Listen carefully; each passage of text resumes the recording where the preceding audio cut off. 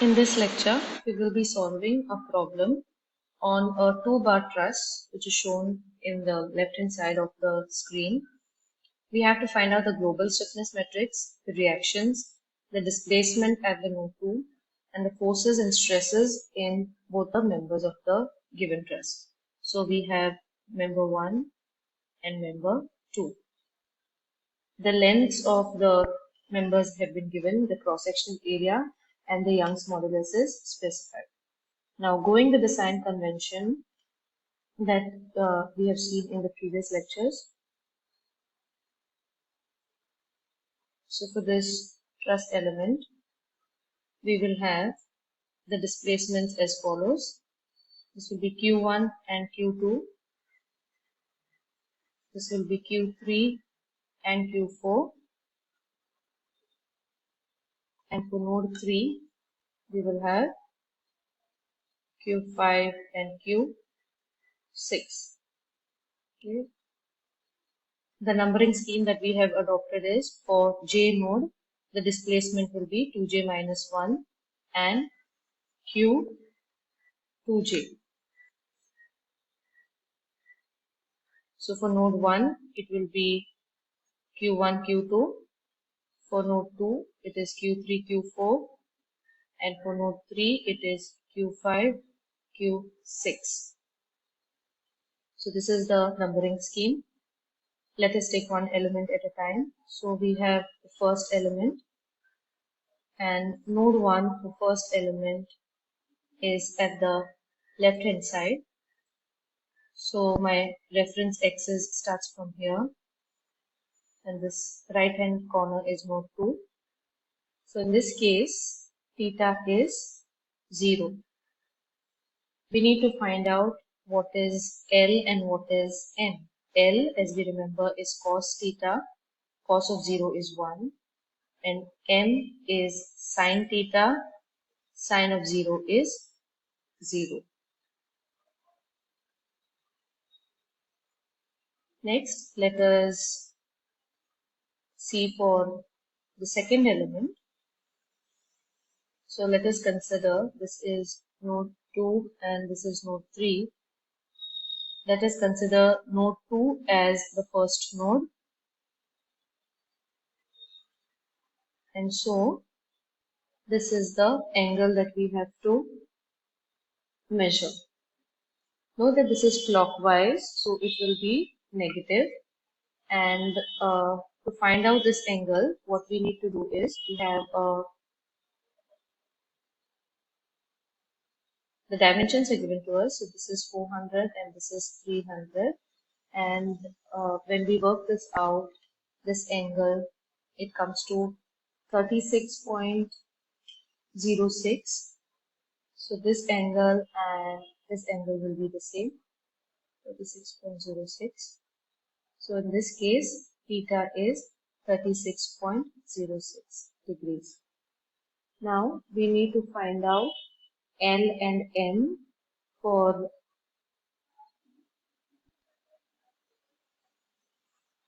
.06. It is 0.808.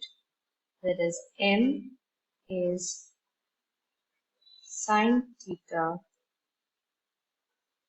and this works out to be 0.5886.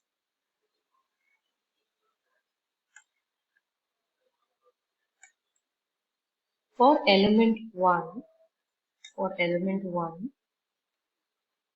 we know this is Q1, Q2, Q3 and Q4. So the coding of this will be in this order.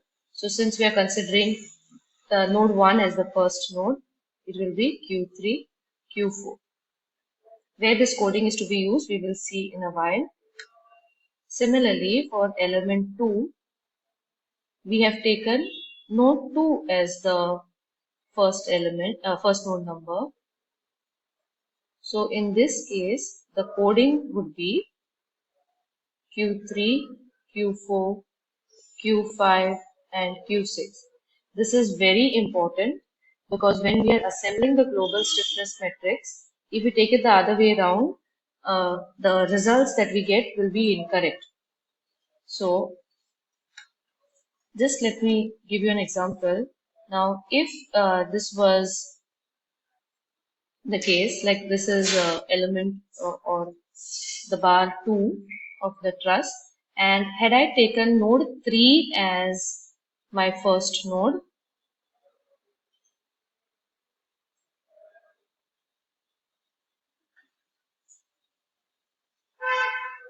first of all, theta would change. Okay, so this would be theta. Next, in my coding, it would be Q5, Q6, Q3, Q4. It would be in this order. Now, let me tell you where this comes into play. So we have a stiffness matrix, and I will, this is the local stiffness matrix of each element. I will call it K1 since I'm doing it for the first element. The formula is AE upon L, L, L square, LM, LM, M square.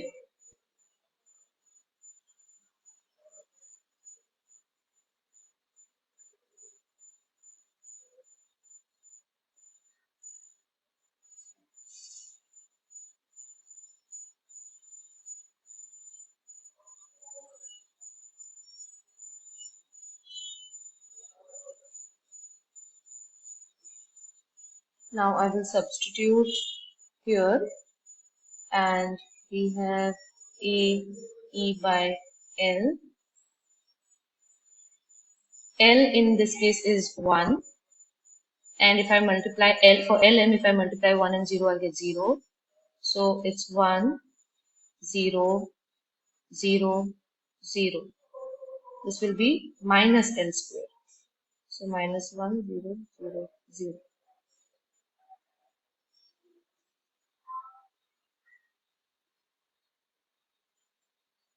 Now here is where the coding is going to come into play. So as we have seen before, for the stiffness matrix, we need to write down the degrees of freedom. So my row 1 will be corresponding to Q1, row 2 to Q2, row 3 to Q3, and row 4 to Q4. Now, the same thing we are going to repeat for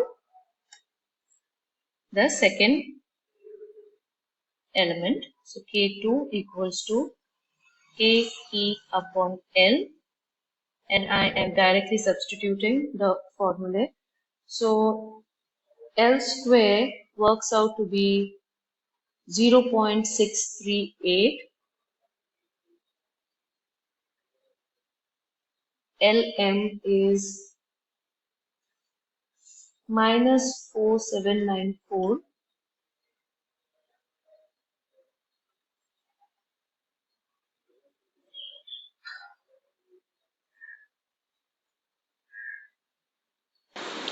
This is apparently 36.86. Sorry about this. So cos of 36.86 is 0.8,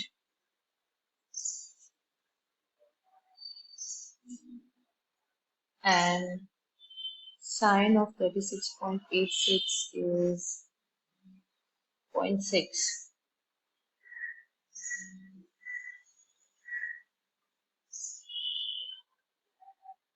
It's 0.6.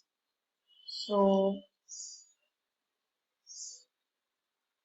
when we substitute this value here, we will get 0.64. Here we'll get 0.48.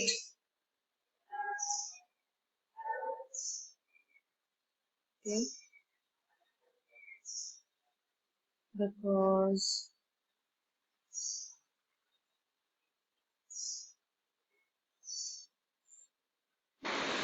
this is a negative sign here, this is also negative, so hence we'll get this, so minus 0.48, and m square will be 0.36.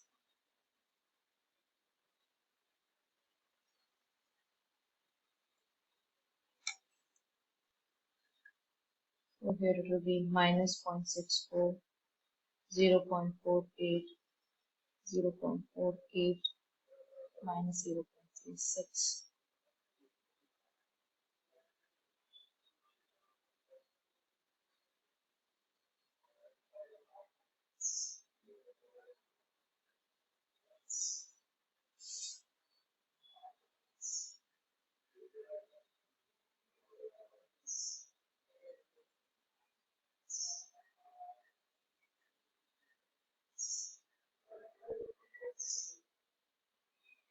This is just a reference line that I'm drawing to show you how, if I name them 1, 2, 3 and 4, 1 and 3 are the same and 2 and 4, second and fourth quadrant are the same. So now again we have to write the degrees of freedom on this local stiffness matrix. Let's go back to our coding and see. So for the element 2, it was Q3, Q4, Q5 and Q6. Q3, Q4, Q5, Q6. Had it been the other way around, that is the second case that I had considered, that is when we were taking node 3 as the first node, the degrees of freedom would have been these, that is Q5, Q6, Q3 and Q4. So while labeling here across the rows and columns, all these would be the other way around. So it would be Q5, Q6, Q3 and Q4. But since we are taking this case into consideration, we will stick to this. Now we have got the two local stiffness matrices of the two elements. Next, what we have to do is we have to assemble it into a global stiffness matrix. The size of the stiffness matrix, I have told you all before, depends upon the degrees of freedom. Okay, so in this case, there are three nodes. Each node can displace in two directions. So the size of the stiffness matrix is going to be 2 multiplied by 3 nodes is going to be 6. So a square matrix of 6 by 6 is the size of the stiffness, global stiffness matrix. Now here we shouldn't forget the term which is out of the matrix. AE by L is common for both. Since the cross-sectional area, the Young's modulus and the length of both the members is same.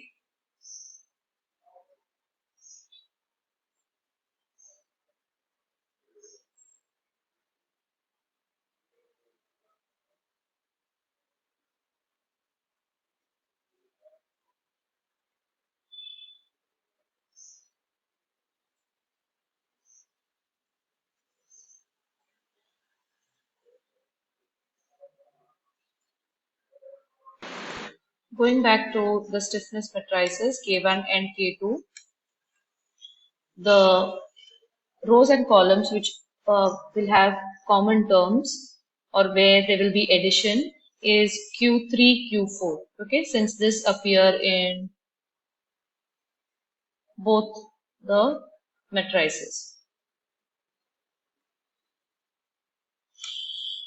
So let me start writing down.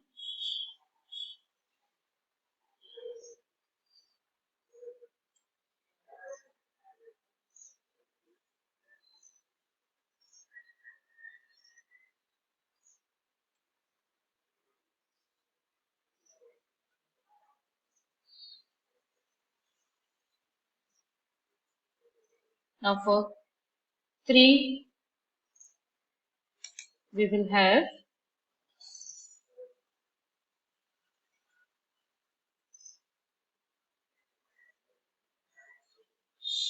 here there is 1 and here there is 0.64.